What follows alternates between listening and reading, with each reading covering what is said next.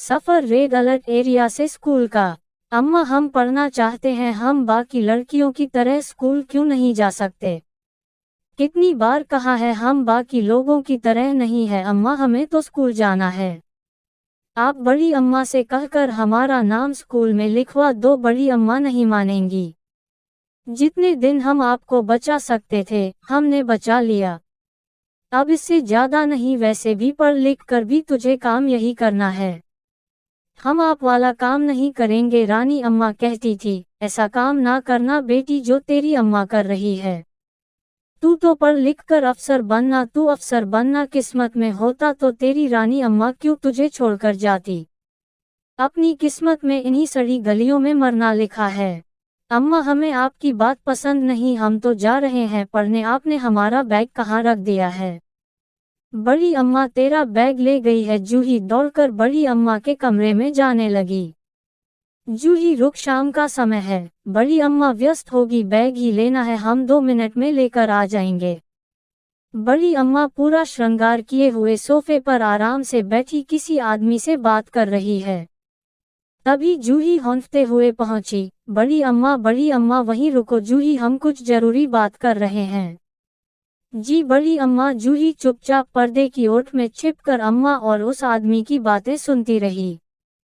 थोड़ी देर में ही वो आदमी एक मुश्त रकम अम्मा को देकर चला गया।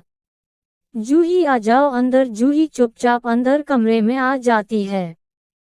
क्यों इतना शोर मचाते हुए कमरे में चली आई? तुम्हें पता नहीं कमरे में अंदर आने से पहले नॉक करते हैं, पता है मुझे। लेकिन मुझे आपसे बहुत जरूरी काम था। बोलो क्या काम था? क्यों हवाई जहाज बनकर उड़ के चली आई? हमें स्कूल जाना है, आप यहाँ हमारा एडमिशन करा दीजिए। लड़की स्कूल जाकर क्या करेगी? अफसर बनकर क्या करेगी? अफसर बनूंगी, अफसर बनकर गलत करने वालों को सजा दूंगी। जूही ने सर उठाते हुए कहा। चुप कर जूही, बड़ी अम्मा से ऐसे बातें नहीं करते हैं।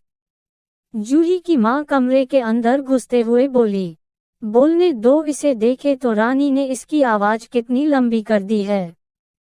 हमें तो स्कूल जाना है, हमें आपका काम नहीं करना है। रानी अम्मा ने कहा था कि तुम्हें अफसर बनना है तो हम अफसर बनेंगे, हमें अफसर बनने से कोई नहीं रोक सकता, आप भी नहीं रोक सकती। बड़ी अम्मा ने आव देखा ना ताव, और जूही को बुरी तरह से पीटने लगी। रानी तो मर गई, अपना भूत तेरे ऊपर डाल गई।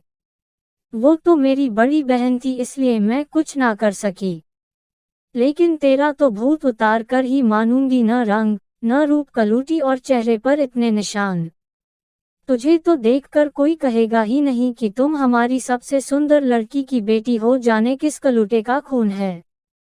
मुझसे ऐसे बात करने से पहले यह लेटर पढ़ लो। रानी माँ ने कहा था जब भी आप मुझे मारेंगी तो यह लेटर मैं आपको दे दूं। फिर कुछ सोचते हुए जूही ने बोला, आपको पढ़ना तो आता है, वरना मैं पढ़कर सुनाओ।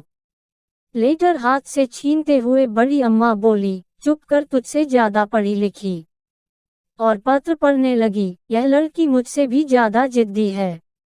बेहतर है तुम हूँ, इसे इसके सपने पूरे करने दो। एक दिन उसने मुझसे पूछा, बड़ी अम्मा का काम कौन करता है? मैंने कहा, सुंदर गोरी लड़कियां। काम करके दोपहरी में घर लौटे तो देखा कि वह धूप में बैठी है। मैंने कारण पूछा तो बहुत मासूमियत से बोले कि मैं काली होना चाहती हूँ। मैंने मजाक में कहा, रंग से नहीं होता बेटा, सूरत भी देखते हैं। तेरा चेहरा तो बहुत चिकना है। अगले दिन काम से वापस लौटी तो देखा उसके चेहरे पर जगह जगह से खून निकल रहा था। मैंने पूछा, अब क्या किया रे? उसने जवाब दिया कि अब मैं चिकनी नहीं रही। उसी दिन मैंने पास के स्कूल में उसका दाखिला करवा दिया। वो पढ़ने में बहुत होशियार है, उसे मौका मिले तो वह जरूर अफसर बन जाएगी। मैं तुझे भी कभी धंधे में नहीं लाना चाहती थी, पर पैसों को जल्दी कमाने के लालच में तूने इस धंधे को अपना लिया। मेरी परी कब रसीली बन गई, यह तुझे पता ही नहीं चला। इस बच्ची में मुझे अपना बचपन दिखता है। तेरी हमेशा ख्वाहिश थी कि तू मेरे लिए कुछ करें, पर मैंने कभी तुझसे कुछ नहीं मांगा, आज मांगती हूँ। इस बच्ची के सपने पूरा कर दे। तेरी बड़ी बहन रानी। पत्र पढ़ते पढ़ते बड़ी अम्मा की आंखों में आंसू आ गया। उसने जोर से अपने नौकर को आवाज लगाए, कालिया आज ही पता करो शहर का सबसे अच्छा स्कूल कौन सा है। जूही का एडमिशन करवाना है।